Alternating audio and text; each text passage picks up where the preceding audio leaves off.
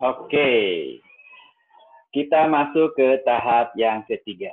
Bapak dan Ibu sekalian, tadi kita sudah melakukan sign up, ya. Dan sign up itu telah kita verifikasi melalui email kita.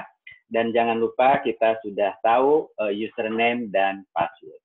Maka langkah selanjutnya adalah kita akan memulai menggunakan Trello. Nah, sebelum memulai menggunakan Trello, saya akan perkenalkan dulu struktur, fitur, dan struktur daripada Trello, Bapak dan Ibu sekalian ya. Oke, mari kita masuk dengan sign up, dengan login dengan akun yang sudah kita buat tadi. Oke, pertama kita masuk ke Trello, trello.com, sekalian. Oke, kita klik. Oke, nah kita login, Ibu sekalian ya, login. Oke.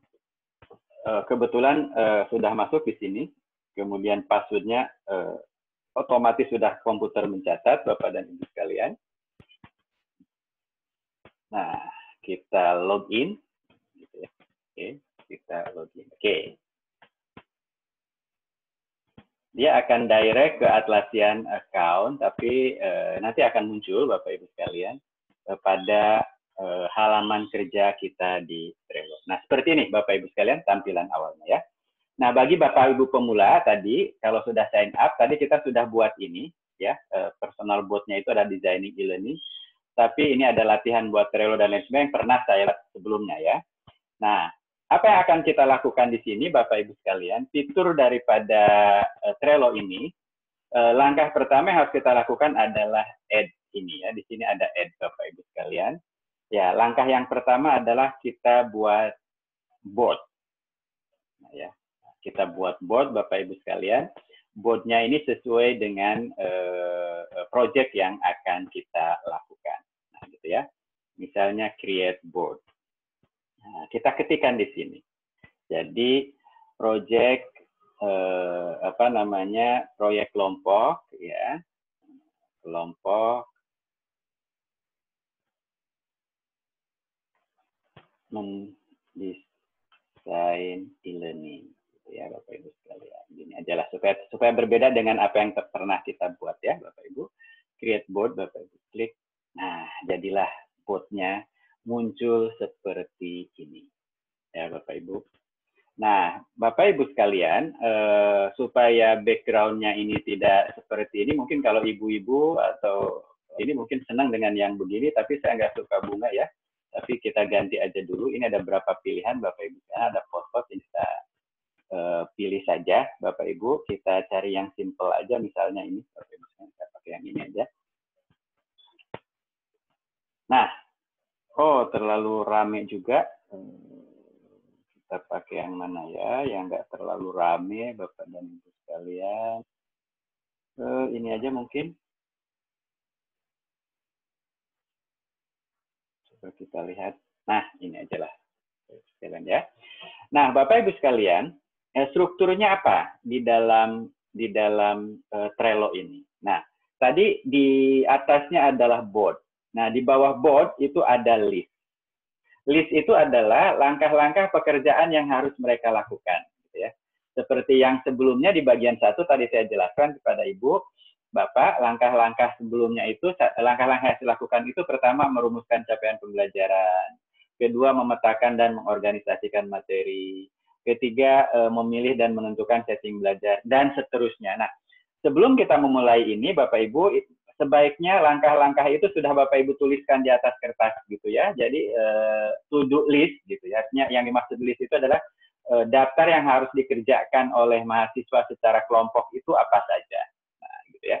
Kalau misalnya untuk bimbingan skripsi itu misalnya bab 1, kedua bab 2, ketiga bab 3, keempat bab 4, kelima bab 5 misalnya begitu ya.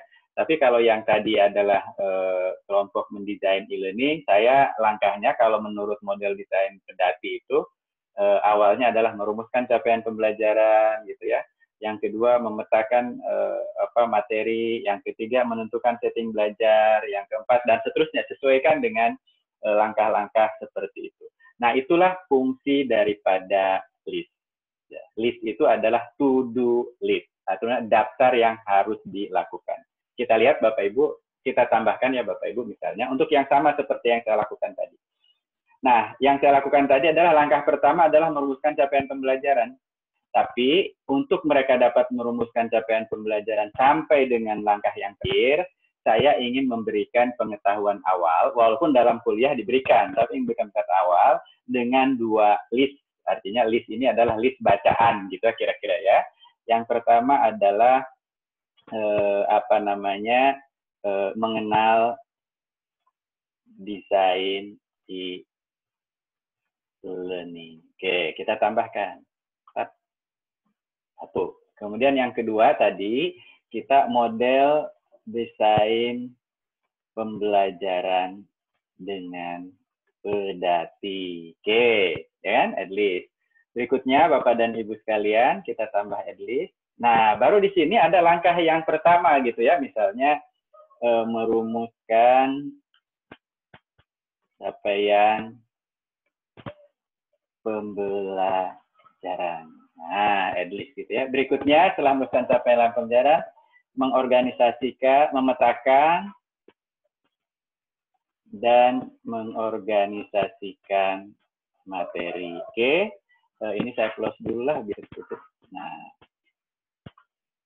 sorry, ini at least ya. Oke, selanjutnya memilih dan menentukan setting belajar. At least, nah, dan seterusnya, Bapak Ibu sekalian ya, kita nggak usah semuanya, Bapak Ibu sekalian, at least. Nah, di sini strukturnya, di paling atas ini adalah board, ya Bapak Ibu sekalian. Bawah sini adalah list, nah, di mana listnya ini adalah to-do list, daftar yang harus dikerjakan, bisa lebih dari 1, Bapak dan Ibu sekalian. Nah, oleh karena itu, kita minta Bapak Ibu memang sebelum membuat ini ya sudah ditulislah di atas kertas oleh Bapak Ibu sekalian supaya tidak lupa. Nah, oke. Sekarang struktur berikutnya, di bawah list ini ada card. Nah, jadi ada card ya. Card ini berarti adalah hal-hal yang terkait dengan mengenal desain e-learning itu apa. Nah, gitu ya, misalnya seperti yang saya contohkan pada bagian 1, agar mahasiswa mengenal e-learning design, saya akan perkenalkan misalnya who is e-learning designer. Nah, apakah e-learning designer itu gitu ya. Kemudian yang kedua adalah how e-learning designer work. Nah, gitu ya. How an e-learning designer work, gitu ya. Nah, kemudian yang ketiga misalnya adalah e-learning design model. Jadi mengenal model-model e-learning system design model, gitu ya. Jadi mengenal mereka, kita ajak untuk mengenal e-learning system design model. Sudah. Jadi untuk list yang pertama mengenal desain e-learning ini terdiri dari katakanlah 3 card. Ya. Kemudian kita masuk yang sini, Bapak Ibu sekalian, model desain pembelajaran dengan pedati. Ini saya buat 1 card saja. Ya. Sorry. Oh, yang tadi belum ditambahkan di sini ya. 1 card saja adalah model desain e-learning dengan pedati. Modelnya model pedati. Oke, add gitu ya. Nah, gitu ya. Sudah. Nah, sorry, yang tadi nggak tertambahkan tadi apa namanya e-learning design model ya. E-learning system design model. Sorry. Nah, add. Nah, di sini ini sudah terdiri dari 3 card. Yang ini terdiri dari 1 card. Nah, sekarang merumuskan capaian pembelajaran dan ke sana gitu. Nah, ini tambahkan card.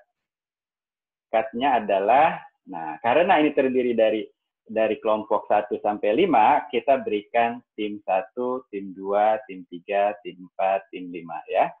Tim 1 misalnya. Oke.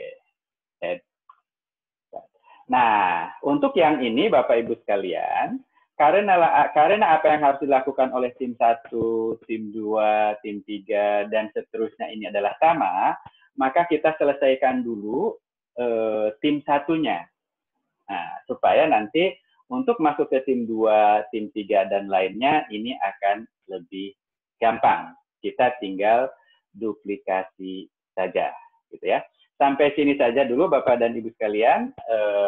Sesi selanjutnya kita akan bahas lebih detail bagaimana mengisi card dan aktivitas yang terjadi dalam setiap card.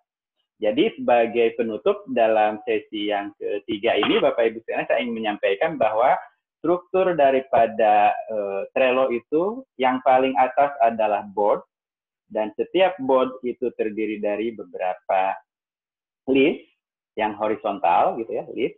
Nah, horizontal ini menunjukkan bahwa ini adalah daftar yang harus dilakukan. Nah, gitu ya, horizontal, gitu ya, ke sini, Bapak Ibu sekalian. Dan setiap list itu terdiri dari beberapa card. Nah, setiap card nanti akan berisi, Bapak dan Ibu, kita lihat, setiap card itu akan berisi aktivitas-aktivitas di sini yang harus dilakukan oleh mahasiswa. Nah, ini akan kita bahas lebih jauh pada sesi berikutnya. Terima kasih Bapak dan Ibu sekalian untuk sesi yang ketiga ini. Mudah-mudahan dapat bermanfaat untuk kita